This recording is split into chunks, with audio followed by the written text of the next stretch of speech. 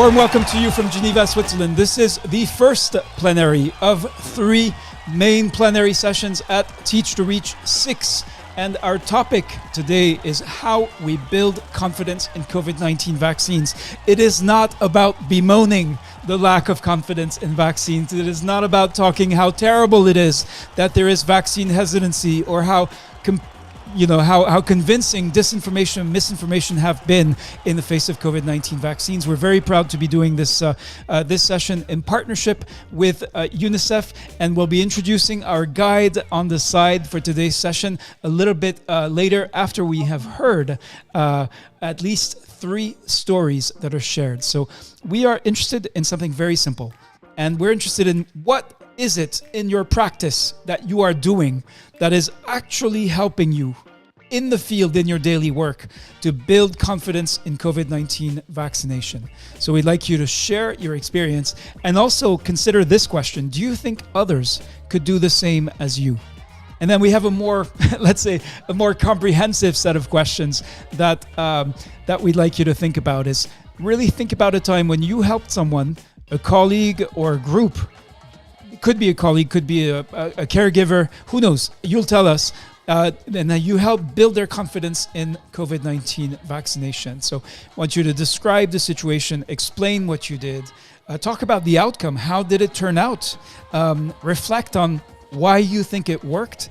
And then also think about, like, for a colleague facing a similar situation, but in the same problem, but in a different context, do you think that what you did could work for them?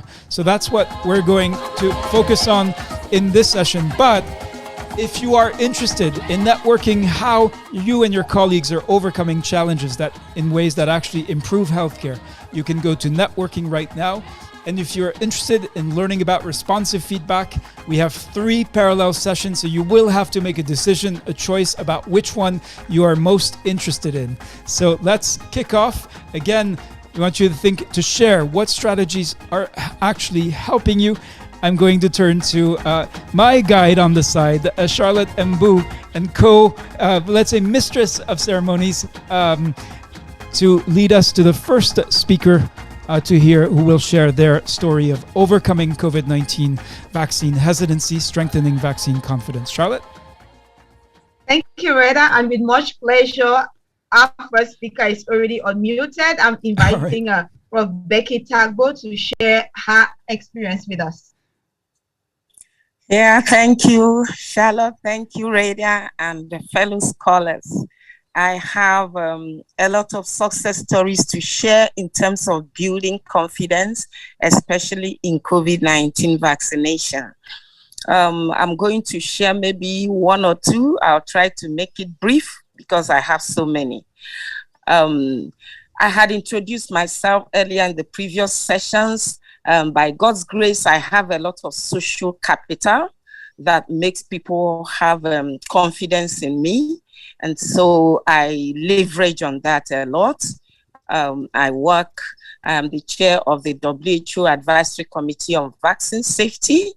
I also work with the WHO Geneva Global Advisory Committee on Vaccine Safety. I am also a professor of pediatrics and vaccinology. I am an immunization field expert. And so all of these give me a lot of advantage. Of course, I've done a lot of research that shows that people have a lot of confidence on health workers when it comes to looking for information on vaccine, and especially. Of course, we're glad for this extended introduction. Can you think of a time when you helped someone and that actually sort of changed the day? And I believe you have a very, very impressive specific story to share. Okay, so one of them is during the impact acceleration, project, the action plan. So I decided to work on the staff in my institute because my institute administers vaccines. So I decided to do a very quick survey. This is what everybody else can do. Just in your small unit, I used the WhatsApp platform. I formed a WhatsApp group and then sent out an online questionnaire to find out local and their own specific reasons for not taking the vaccine. And I asked also how many had taken the vaccine vaccine. And surprisingly, it was below 30% that had taken the vaccine. And yet this is a vaccination site, so you can imagine. And then I also asked them, it was open-ended question, what is your own reason for not taking it? And I was able to find out their own specific reasons. And the next step was to find credible information that was targeted at their very own specific reasons. And I started sending out these messages on that WhatsApp platform, why they should take the vaccine, how that it is safe. And those messages had logos of credible sources like the WHO and the federal government. And before you knew it, they were already responding that they didn't know all of this, you know, and they were ready to take the vaccine.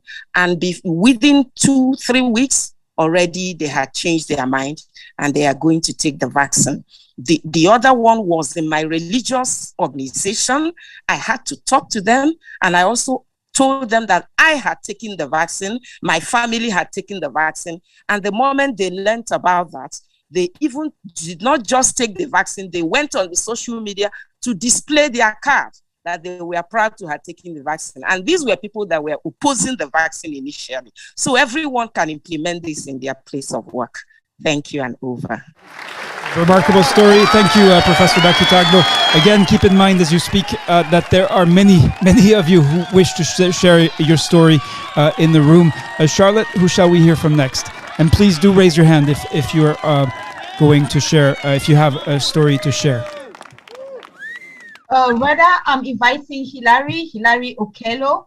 Are you able to unmute yourself? Hilary Okello from Uganda. We are trying to respect geographic and gender equality. Yes.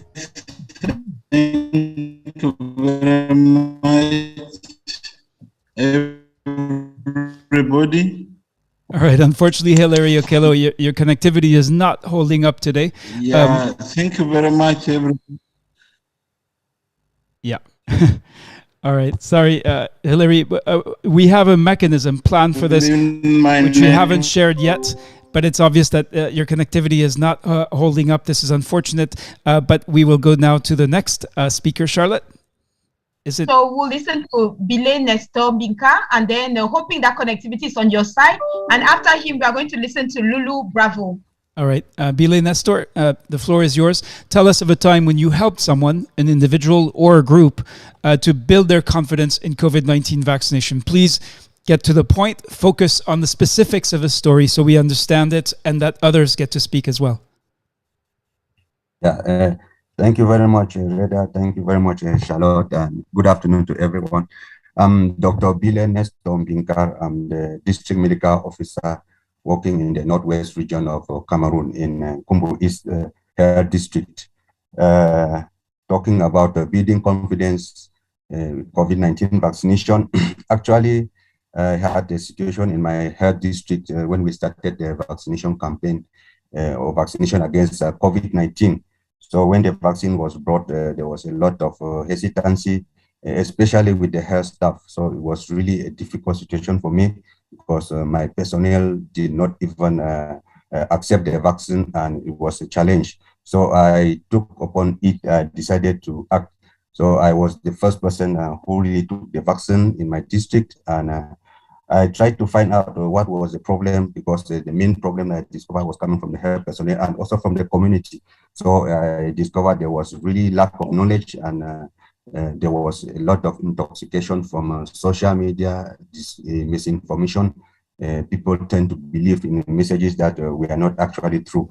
So what I did is specifically I engage with the advocacy, and with the advocacy, my first target was we are the health personnel.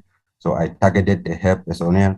I gave them information, I used to sensitize them, give them information from credible sources, from WHO, even present data from countries that have done a lot as far as vaccination is concerned, and their outcomes from those countries.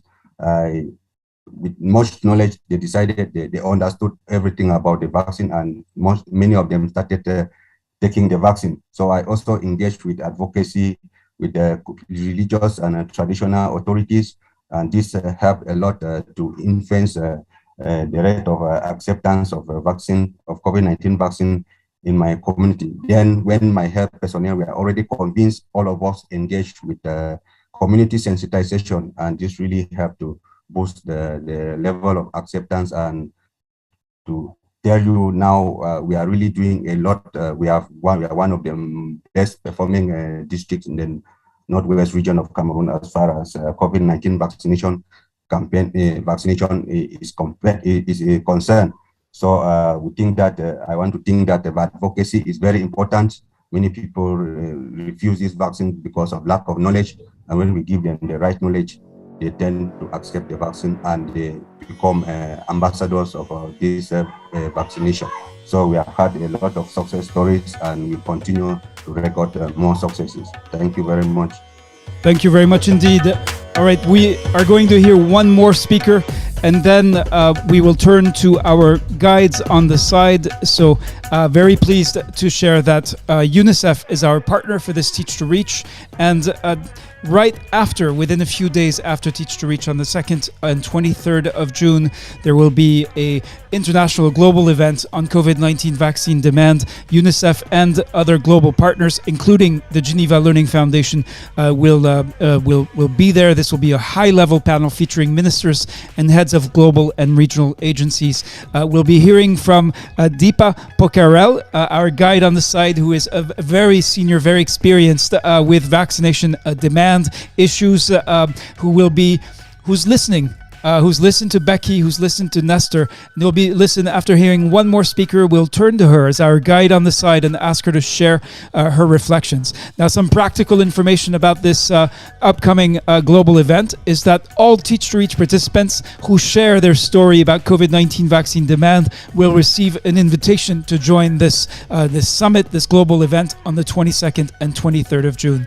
Back to you, Charlotte, now for one more speaker before we go to our guide on the side, Deepa Pokarel. Okay, Reda, Lulu Bravo from the Philippines already has her mic open. Okay, wonderful, and a warm welcome to you, Lulu. Thank you, Reda. Thank you, Charlotte, and thank you for this opportunity.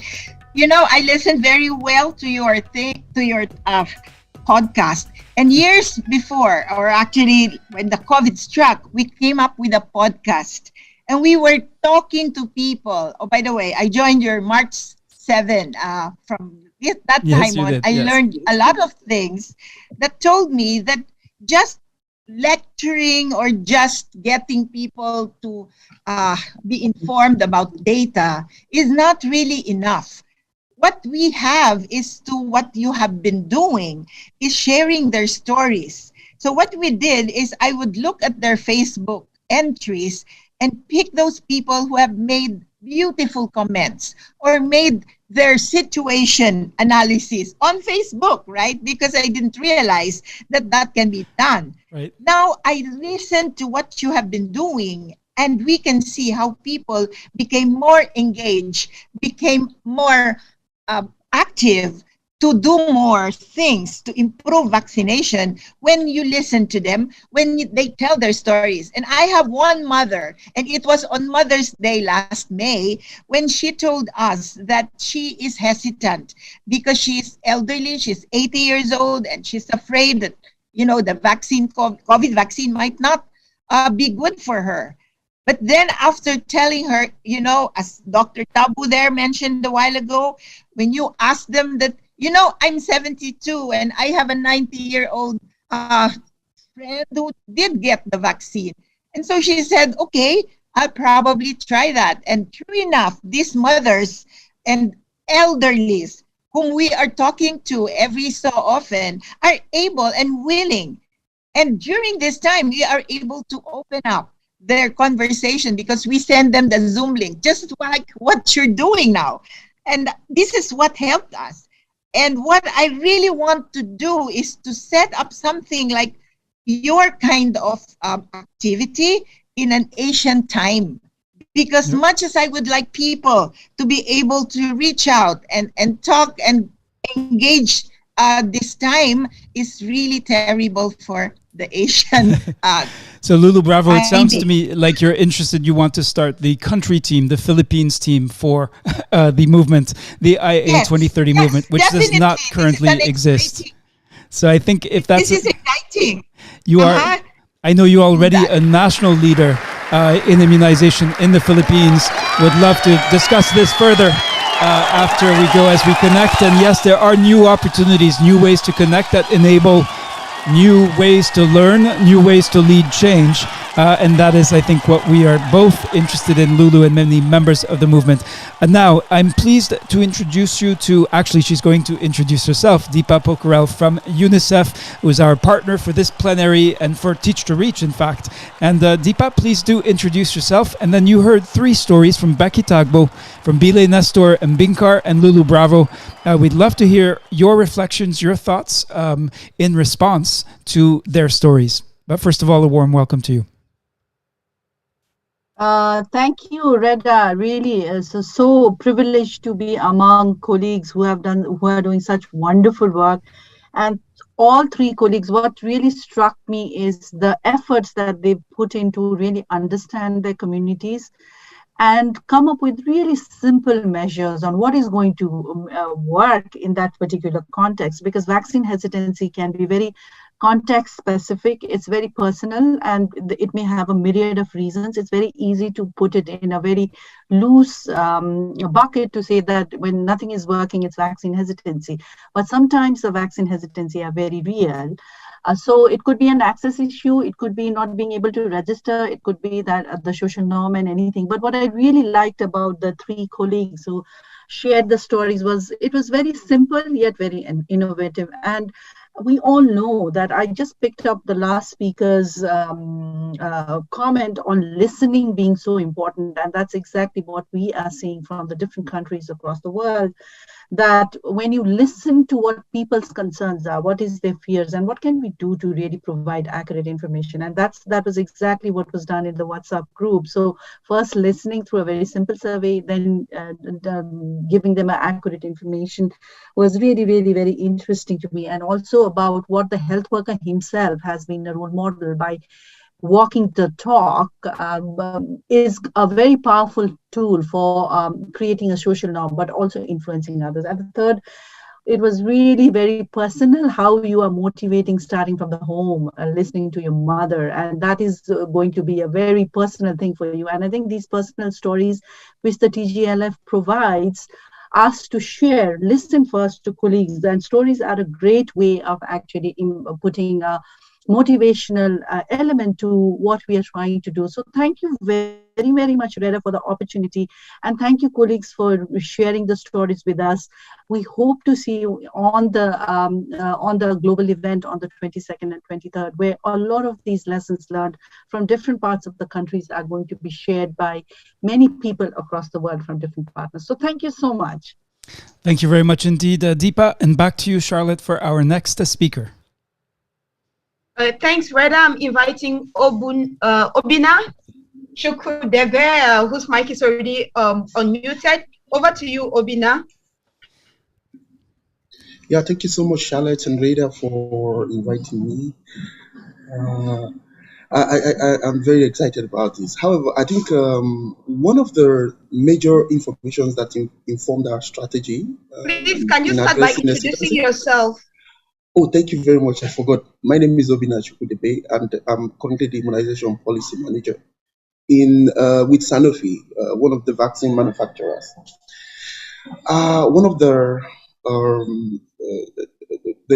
factors that informed our strategy was I'm sure most of us must have seen it, the CDC research result on physicians' recommendations being key, a key driver of vaccine uptake and acceptance.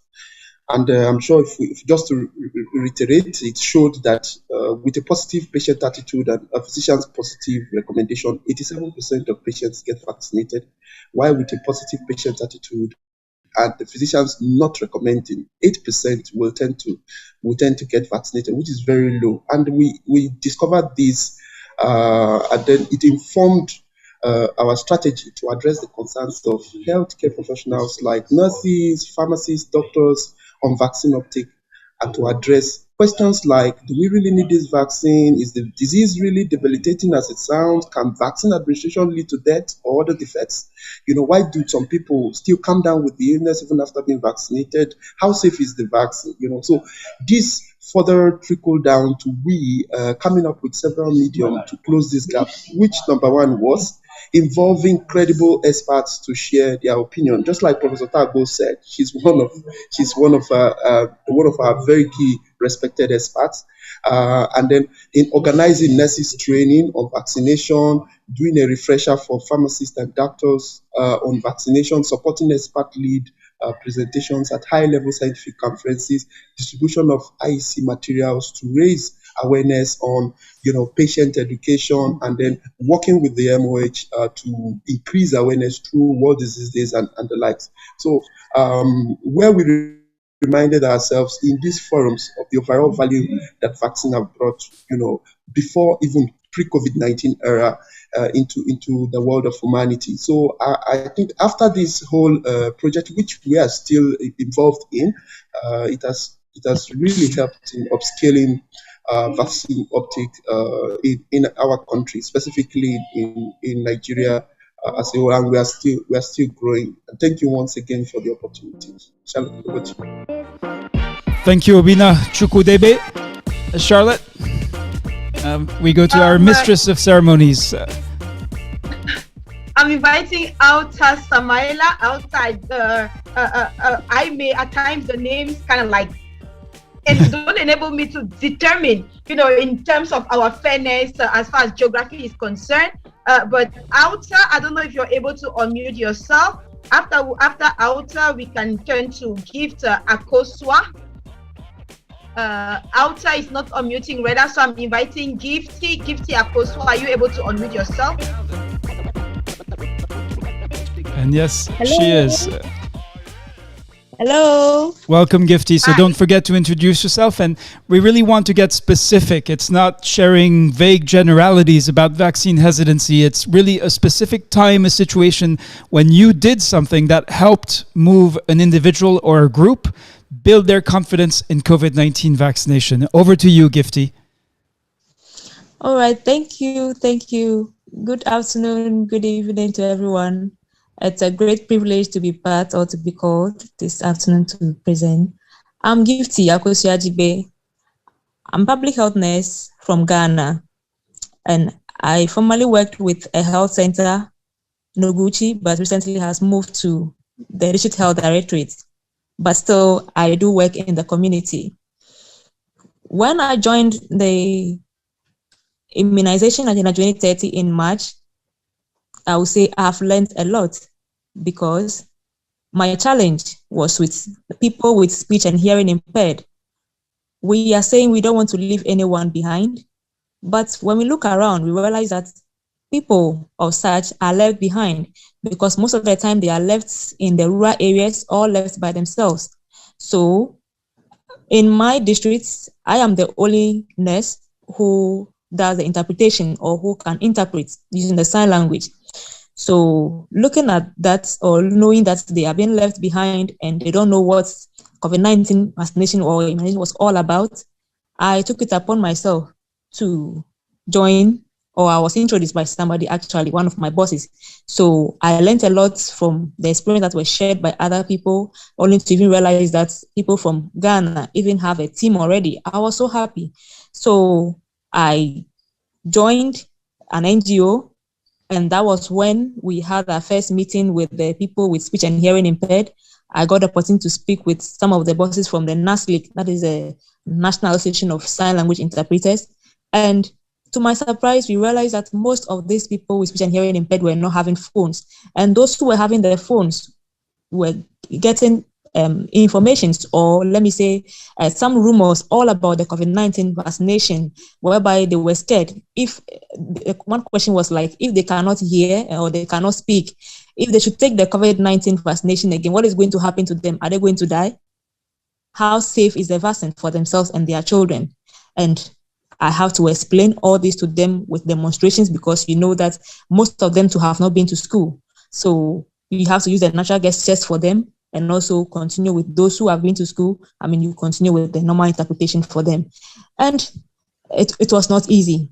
We have to move far and near to some rural areas for home visits just to trace all this deaf and dumb in their communities with the help of the chairman. And I would say it was a great privilege to know most of the areas. And I would say the positive outcome is that about 25 of these people, I mean, the speech and hearing impaired, have been vaccinated because they've now understood that COVID-19 vaccine is safe and that when they take it, they are not going to die. And it's not going to cause any more harm just because they are already having a speech and hearing impaired is going to cause more harm. No, it is really safe. And now even the chairman has taken it upon himself that he is going to take me to any new deaf and dumb that is going to come into the community that we don't know about. He is going to take me to the house and we are going to vaccinate everybody in the community.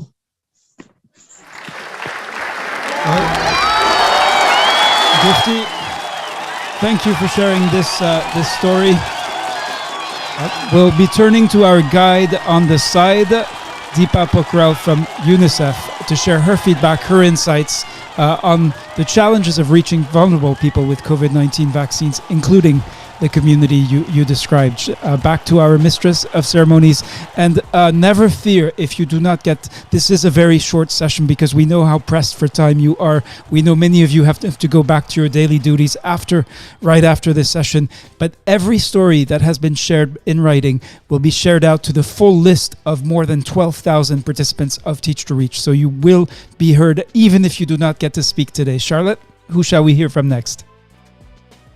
Thank you, Gifty, for that story. I can't go back to Nigeria. I'll have to move to another country and another gender. That's why I'm inviting Kelvin Siafa Boima. Sorry, Dr. Ndayo.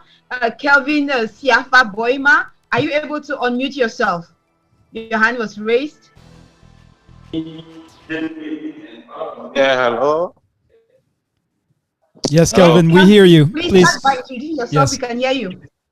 Yeah, I'm Kevin Shepherd Buema from Liberia. I work in a sub-national area supporting the country health team in the implementation of the COVID-19 vaccination activities. I'm an epidemiologist by profession. I work for WHO.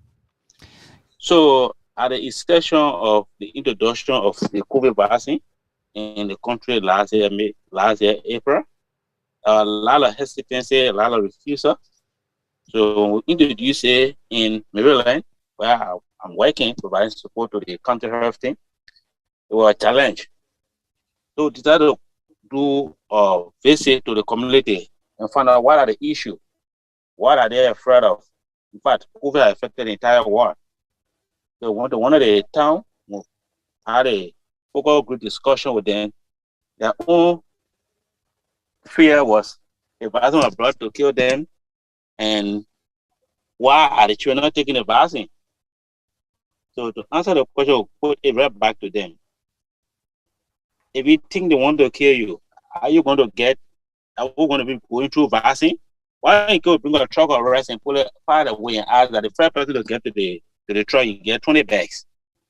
They also will run for it. We'll say, but then, that's why we are telling you that it's not what it needs, that they want to kill you. If they want to kill you, use that medium to kill you. This means for all to put our hands together to fight the deadly disease that causing problem for us now. So bringing the vaccine help us to protect you, protect us, and protect the entire population in Maryland, Liberia, and the world at large. So for children, they will gradually go down to the level of the children. So we discovered from one thing to another, we're able to bring down to the knowledge that yes, they got to understand that yes, we are there for them. We have been there for a period of time, giving them service again and vaccination. We took another vaccine like measles that have been given to their children and sent the vaccine how it was there with us. We explained to them the detail why it was for. When we got through, they all said, but then no need for us to be afraid. They gave in, and we were going. We carry the vaccine with us, the COVID vaccine. As soon as they accepted our strategy, we begin to vaccinate them. And for those that took the vaccine, when we introduce it, we share our card. And to vaccinate them, we get a card. From there on, as the strategy we have been using going through, as we stand now in Maryland County, our coverage for fully vaccinated is around 41%, and for partial around 75%. So we are gradually moving on and using the same mentor, going from one house to another, engaging the community and the individuals to have them get vaccinated. Thank you. Thank you very much indeed. So Charlotte, before our next speaker, we're now going to turn to our guide on the side for this session, and that is Deepa Pokharel from UNICEF. You've heard 3 additional stories from Obina Chukwudebe, from Gifty Akosua Zigbe, and from Kelvin Siafa Boima. 3 very quite different and distinct stories. What are your thoughts, your reflections, insights? What could you share back with these speakers as well as to the other practitioners in the room, many of whom have found practical ways to build confidence in COVID-19 vaccination? But can you help us figure out what are the right ways, what are the best ways, what are the recommended ways, and to what extent is at least some of it left up to the creativity and local adaptation of individual health professionals? Over to you, Deepa. Thank you, Reda. Sorry, I forgot to introduce myself. Actually, my name is Deepa Pokharel, and I'm the vaccine immunization team lead for UNICEF, based in New York headquarters. So I work to guide the regional and country level colleagues on the vaccine confidence, together with a wonderful team that we have with partners. So just going back to the 3 stories, as you said, Reda, they were extremely distinct but very relevant, because what we are seeing a couple of things, like, how do we reach the vulnerable communities? That was a very powerful one. That is also at a global level. This is the discussion that we are having. Health workers as not just as the recipient of vaccination, but also very powerful communicators as credible source of communities. And then what could we do to co-create local solutions with the people, which came out very nicely in the last session. So on reflection of the 3 stories, how do you reach the vulnerable communities? I think that was very interesting. And this is something which is very unique, what the colleagues shared about how do you reach to the speech impaired people, and to really, because they are not able to speak, neither hear. So I think that we do need to prioritize from the planning cycle itself. We need to make an extra effort to reach out to them. For that, what we can do is to really work with colleagues like yourself and the organizations which may be having access. Then you give a very specific story about the speech and hearing impaired people, but it could be others like blind people, or it could be other, not just the disabled people, but also people living in refugees and camps and elderly population. What we need to first do is to really listen to them.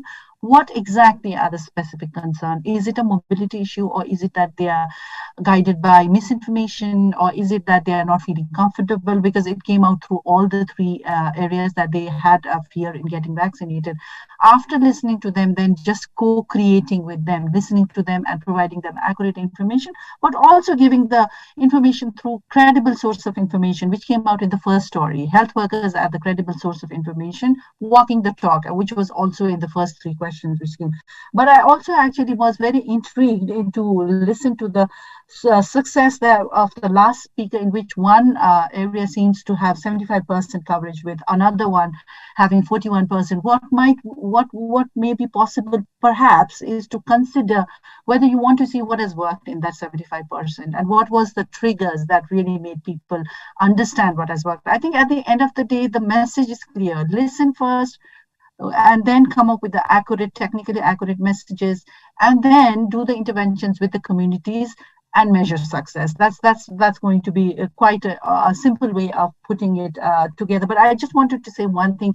We've really moved away from IEC material, from all areas of communication work. IEC material is great as a visual material, but I would suggest that and encourage colleagues that we put more efforts in more local and community engagement, talking to people, mobilizing other people of like-minded people, and also using your local radios. It could be simple things at house-to-house visits.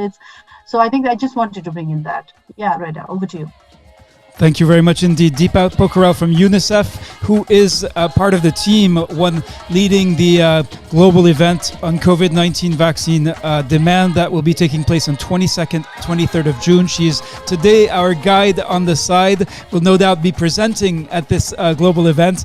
And I'm pleased to say that through the partnership with UNICEF, we want to invite participants who are at Teach to Reach. We'll be asking you to share your story if you have not already.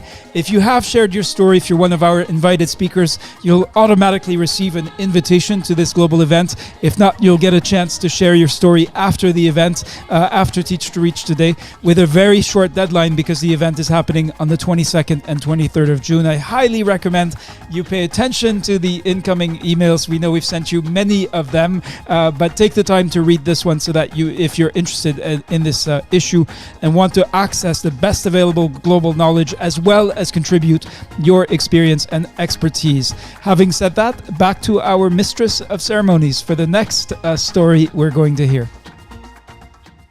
I'm inviting Rukindo Kebi Margaret. Rukindo Kebi Margaret, are you able to unmute yourself so that we get to hear your story?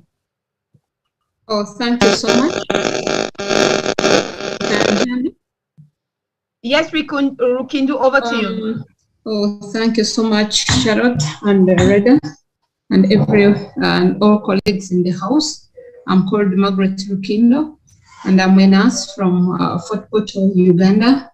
Mainly, I deal in immunization services at community level, facility level, and also at district level of city.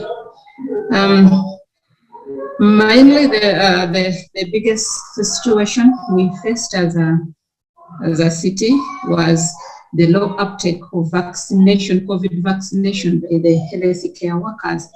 And actually, we had just started this service and the uptake was so low. The healthcare workers were so hesitant about taking up the vaccination. And so it wasn't easy. That was a very rough time when we had so many cases of COVID, and then it was kind of a break in the healthcare services to the cases. And then we realized that was going to be a big mess. And then we went on the ground, and then we realized that the cause was about lack of information and also fear of the side effects of the vaccine. And also the main one was about that as it was announced that the vaccines were being used as an emergency, they were lent as for emergency use in the community. So that was not so much clear to everyone. So mainly we went into sensitization of these health workers, giving them rightful information. We used the experts. We gave testimonies for those that some of us had taken these vaccines. So we showed them the cards. We talked to them, and then even other experts talked to them. Then we told them not to follow the social media information, which was really giving them misinformation. And then we also giving testimonies worked so much for us. And also most leaders had their jobs, and then even the leaders in the healthcare workers had their jobs, and they waited, and then they saw things were moving on well, and then most of them decided to take up the vaccination as well. So we really saw people start coming for vaccination after intensive, of course, education, mentorships, then going to the facilities down to mentor, to give information. We made a team to visit these facilities so that we are able to talk to these healthcare workers, and it really worked for us. just in a quarter, we realized that as a city, we were moving from around 15%, and within 3 months, we had gone as far as the 65%. So we saw we were moving, and as it talk now, we are at 90% vaccination of the healthcare workers.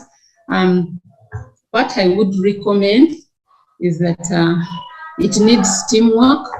It needs to engage these health workers at every level, planning, implementation, and more especially with mobilization. So those that have been vaccinated, it is so easy for them to give testimonies, and then to sensitize, to sensitize the communities also about the side effects and how we manage the side effects of these vaccines. And then continuous sensitization, continuous giving timely information, and also recommending them to have credible sources of information where they get this information from, and also keep building the capacity of ourselves, our own selves, and also other people down there to get knowledge, more knowledge about the vaccine. As I talk now, there are courses about vaccinology, and some of the health workers, most people have taken up these courses. So there is a lot of building on the capacity building, which is going on, and it is working for us. That's what I can really give over to you, Chair. Thanks so much, everyone. Ms. Charlotte, I believe that's you. And thank you, Thank you very Margaret. much. Thank you very much, Margaret. And I also want to thank Fam Ufoma and all the others that are sharing their experiences in the chat. Reda, I would like to go towards Asia, India. Jimli Barua, are you able to? Okay, your mic is already unmuted. Let's hear your experience, and I hope Ndayo Iwot will be able to succinctly share his own experience before we move forward. Over to you, Jimli. Thank you, Reda, very much, and thank you for this wonderful platform to be able to share the India experience. I'm Geneva Barua. I work as a social behavior change specialist with the India Country Office, UNICEF, and currently I'm posted in a state. And I've been working in immunization for a very long time in the area of behavior change communication, and particularly with the routine immunization program of this country, and have been responsible for several new vaccine introductions in this country. I'll just talk about the COVID experience that I had while working with the Ministry of Health and Family Welfare. In 2020, I was part of a UNICEF team of experts who was mandated to work with the Ministry of Health in developing the communication strategy for COVID vaccine introduction in the country. The situation at the time was rife with a lot of misconceptions, worries, anxieties, a lot of myths were going around in the media globally, in the country as well. And people raising their doubts and anxieties about this new vaccine that was being developed. So the strategy development process began way before the vaccine actually came into the country. So we started pretty early under the guidance of the ministry. And based on the past experiences that we have had with introduction of new vaccines in this country, where vaccine hesitancy had always reared its ugly head from point to point, from time to time, we took into consideration all those experiences and built on that a very, very strong, a very, very robust and a comprehensive communication strategy, which is a 5-pronged communication strategy with pillars on advocacy, capacity building, AFI crisis communication, social mobilization and community engagement, and media engagement. So among this, I will particularly add my experiences, particularly from the UNICEF point of view, and how I worked with my colleagues on social mobilization, community engagement, building and bringing in the experiences countrywide, global, that we have on risk communication and community engagement. Those are the principles. Hi, Jimmy. Yes. I'm sorry for interrupting you, but can you just share with us maybe one case, one particular story, if you Yes, can I'm coming remember? to that. Yes, Okay. I'm coming to that. So on community engagement, what we did is that we engaged with community-based platforms. That is, community-based organizations, group of influencers, and youth organizations in this country, and through digital media, because we were in a lockdown at the time, so we couldn't reach out to them physically. So we made use of, the digital media, that is Zoom, Teams, and the mobile phones, because we have an extensive coverage of mobile phones in this country. So we reached out to people with messages, accurate, timely, and consistent messages on the vaccine and on COVID appropriate behavior, reaching out extensively. And that really helped in building our enabling environment and a positive environment around the vaccine. So by the time the vaccine actually got introduced in January, the fog of hesitation and hesitancy that we saw in the earlier phase, that was much reduced. And what we continued to do was that we continued with these strategies consistently, and keeping it up even when we introduced the vaccine cohort by cohort. And that is what really had worked for us. And particularly with the media, we had a national media response cell in the ministry, which continuously gave out consistent and correct information out to the public. And there was a toll-free number. People could call out and reach out people directly, the officials in the ministry directly. And that is where we work very closely with the ministry, the UNICEF team. And we found that these were the strategies that were really working, and people were slowly coming out of their hesitancy, the anxieties, to come out and take the vaccine, accept the vaccine. So this has been a good learning for us. And we also built in, like Deepa said, another aspect that we brought in was listening to a lot of people through social listening. We continuously did a lot of studies, and particularly listening to young voices, listening to the target audiences, and hearing the perceptions, hearing the experiences, and bringing them back into our activities. That really helped us in building people's confidence on the vaccine. So that was a big learning, and of course there are many things to share. So this has really worked, and as of now, as I speak to you, there's the door-to-door vaccine campaign happening across the country, where our healthcare workers are going to every household to ensure that all the people are, eligible people are vaccinated with the doses of the vaccine. And as I think by now, as you know, globally that we have, crossed over 1.9 billion doses of vaccines, and almost 89% of our country's adult population is vaccinated with the COVID vaccine. So that is the range of success that we have been able to reach consistently working with the government. So thank you very much for giving me this opportunity to share this experience. Thank you, Jimli Barua. Yes, indeed. Thank you very much indeed. Now we are going to hear one more speaker and then turn to our guide on the side, Deepa Pokarel from UNICEF, to share final insights and comments for this plenary session focused on how we actually are building confidence in COVID-19 vaccines. So not generalities or abstractions, but the concrete work that is being done on the ground, whether in the facility, at the district, region, or state, or at the central national planning level. Mistress of Ceremonies, Charlotte Mbu, back to you for our ninth speaker in the session. Thank you very much, Reda. Nayo Iwad, your mic is already unmuted. Over to you. Thank you, Reda. Thank you, Charlotte. Thank you all the professional, global professional on the side and everybody else. I'm Dr. Iwad Ndayu, Abuja, Nigeria, and I joined the movement in March 2022. I've been involved directly with immunization strategies implementation at service provision level, and 20 years at policy, guideline, and development, 10 years. And I remember vividly an occasion, this is an occasion that felt needs of the target population were addressed, could enhance coverage. And I want to present this occasion at this moment. So I had to help a group of resident households in a circumscribed low-income underserved community of Kayada Kasa in Kuje Area Council of the Federal Capital Territory of Nigeria. to overcome their initial reluctance about oral polio vaccination only during supplemental activity vaccination campaign.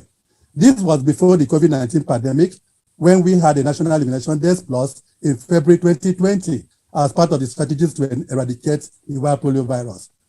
This is a location with a total population of 300 people on micro plant, under 5 population of 60, and pregnant women of 15. The social relation team lead in the area council during evening review meeting had presented a social relation report on day 2 of a 4-day implementation period, that this particular settlement has been rejecting vaccination during campaigns, but have their children fully immunized on routine immunization in the nearest PSC facility, as confirmed by vaccination cards. He decided to present this report for further intervention, as previous efforts at resolving the hesitancy failed, and that their reasons were based on unrealistic condition that free treatment for other diseases be given before they would allow vaccination of their 5-year-old children with oral polio vaccine. The evening immediately after the review meeting, I met briefly with team consisting of the vaccination team supervisor, the World Health focal person, and the local immunization officer on the possibility of deploying a health camp team to the community the next day. That is the 3rd day of implementation. But we had to meet with the community for further arrangements at home at Kayada community. That we were able to receive, and we were properly received, and we brief meeting with them and the elders. We got the assurance that they would comply on the fact that other local health illnesses conditions would be treated free of charge, as the people were poor. I explained that vaccines were not free, as huge sums in US dollars have been spent by vaccine partners to support eradication of the wild polio virus, and that governments had a duty of supporting the vaccination program with logistics to teams for their exercise. Since this is a task that must be done, we had to take the vaccines from house to house, and among other strategies to ensure eligible children were vaccinated to boost herd immunity to at least 90%. With this, paralysis of our children will be averted. The information was passed on to the caregivers on day 3 of the campaign, when the continuous health education and prevention of local diseases and treatment of sick residents, free treatment of under 5 and provision of free antenatal services were implemented in the territory as ministerial policies, and they were encouraged to demand for services and report challenge through some assigned functional phone mobile numbers. I wish to reflect that this health camp approach at resolving vaccination hesitancy and to boost vaccination coverage is recommended by the National Immunization Guidelines for economically poor, low-performing, understaffed, far-to-reach, and non-compliant communities. It should be a standalone strategy. It could be a standalone strategy at resolving vaccine hesitancy, or in combination with other strategies in context. The approach was apt, and in context, resolution of the issues of vaccine hesitancy was 100%, as all eligible children were vaccinated. In this context, the approach could be applied in any region globally with good results. I advise colleagues facing similar situation to adopt this approach. The cost of equipping a health camp is minimal, as local diseases on the integrated disease surveillance and reporting tool are presented. The essential medicine stock could be used, or some funds on incidentals from the ongoing program could be used to procure some essential medicines to resolve localized hesitancy in the context. Trying to apply this approach in a different context could embarrass the team when the desired results are not obtained. The root cause or causes of hesitancy must be evaluated or determined. The best approach or combination of approaches for prompt resolution. I will end my presentation at this point. I thank you very sincerely for attention, and God bless. Thank you very much. Ndayo Iwat, thank you for this, for sharing this detailed and specific story. We're now going to turn to Deepa Pokharel, our guide on the side. She is a global expert on confidence in vaccines in general, and specifically COVID-19 vaccines. She's been listening. She's now listened to 9 stories, each one distinct, differences in context, differences in situations. The last 3, we're going to ask her to comment and share her reflections back. So those Those were the stories shared by Rukindo Margaret, Jimli Barua, and Endayo Iwat. Deepa, over to you for your closing thoughts for this plenary, at least, on the last three stories, and more generally, what would you like to share with the practitioners, local and global practitioners who are here with us in the room? Thank you so much, Reda, and thank you, colleagues, again for the last three batch of the stories. I'll just comment a few things on the last three, and then I'll just like to make a general comment. So, of course, it resonates very well on what the global thinking has been. The health worker hesitancy has really been real. That's one of the priority population for us, and the colleague from Uganda really shared very real stories about what has really worked for them.